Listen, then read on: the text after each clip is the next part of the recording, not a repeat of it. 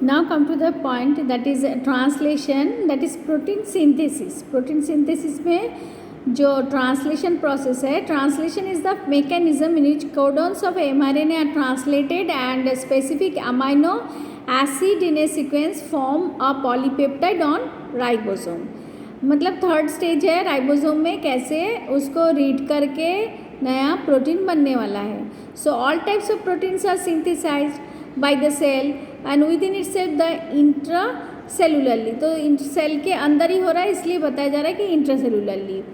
तो इसमें जो प्रोसेस ऑफ ट्रांसलेशन, उसके लिए क्या क्या चाहिए? रिक्वायर्स अमाइनो एसिड, फिर mRNA लगेगा, फिर tRNA लगेगा, नेक्स्ट राइबोसोम्स, और एनर्जी के लिए ATP, और बाइंडिंग के लिए magnesium ion, enzyme, elongation, translocation and releasing factor. तो ये सारे रिक्वायरमेंट है for the process of translation. Next first point, amino acids form raw material for protein synthesis. तो अमाइनो एसिड जो फॉर्म होगा वो प्रोटीन सिंथेसिस का पहला पॉइंट है. कल मैंने समझाया कि प्रोटीन सिंथेसिस के लिए जो यूनिट है दैट इज़ अमाइनो एसिड, और जो 20 डिफरेंट अमाइनो एसिड है जो प्रोटीन के लिए प्रोड्यूस होता है, and these are synthesis within the own cell, अपने शरीर में तैयार होता है. And DNA control synthesis of proteins having amino acid in specific sequences. Amino acid जो प्रोड्यूस होगा DNA सीक्वेंस के हिसाब से ही होता है, उसको कंट्रोल करता है.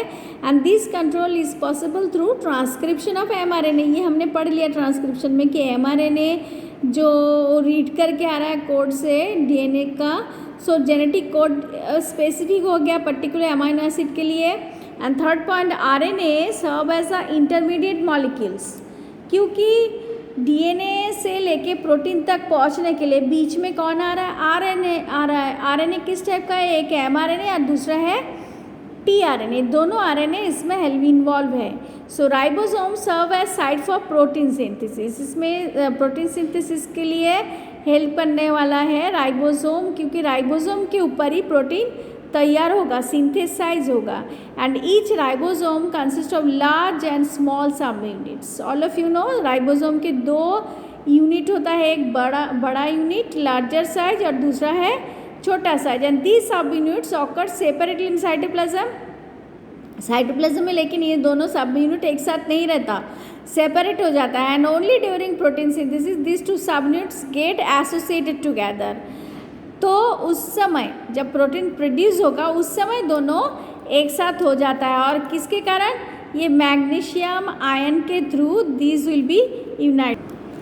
इसी डायग्राम में देखो कि इनिशिएटर जो tRNA है और mRNA, स्मॉलर जो सब यूनिट है राइबोसोम का, ये छोटा यूनिट है और ये लार्जर यूनिट है. हमने बताया ना कि राइबोसोम का दोनों अलग हो जाता है, लेकिन इसमें देखो यूनाइटेड हो गया मैग्नीशियम आयन के थ्रू. ठीक है, जब सेपरेटेड था सबसे पहले जो 3 स्टेज है, इनिशिएशन होता है, फिर इलोंगेशन होता है और फिर टर्मिनेशन. 3 स्टेज है, initiation, elongation and termination amino acid produce होने में. तो सबसे पहले जो इनिशिएशन स्टेज है इसमें स्मॉलर सब यूनिट्स mRNA के पास आया.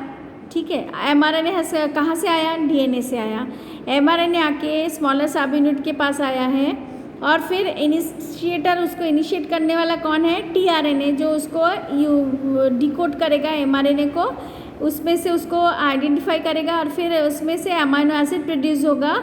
तो लार्जर सब यूनिट दूर था, अभी now it has come together, इसके पास आ चुका है.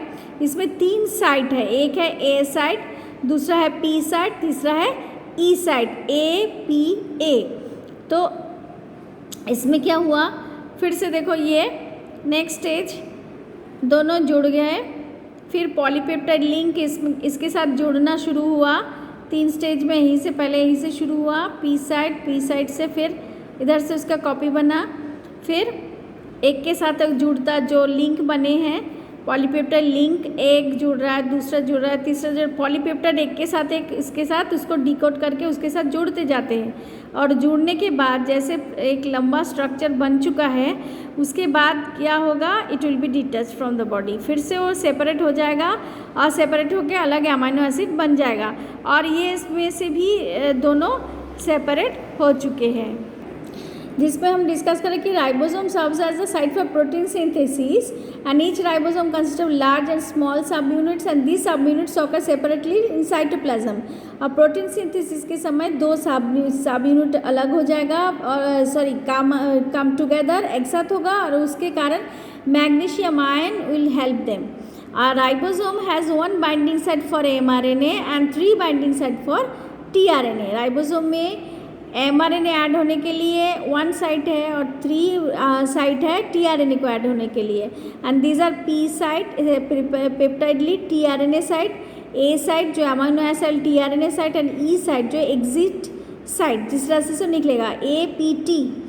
So P for peptidal tRNA site, A site for amino acid tRNA site and E site is the exit site and only first tRNA amino acid complex directly enters P site of ribosome। सबसे पहले P site में add होगा।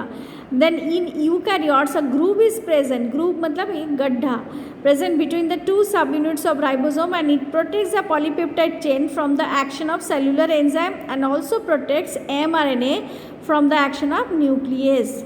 And then इसके बाद translation का mechanism शुरू होगा जिससे कि 3 स्टेप है। 1 is the initiation, 2nd is elongation and 3rd is the termination.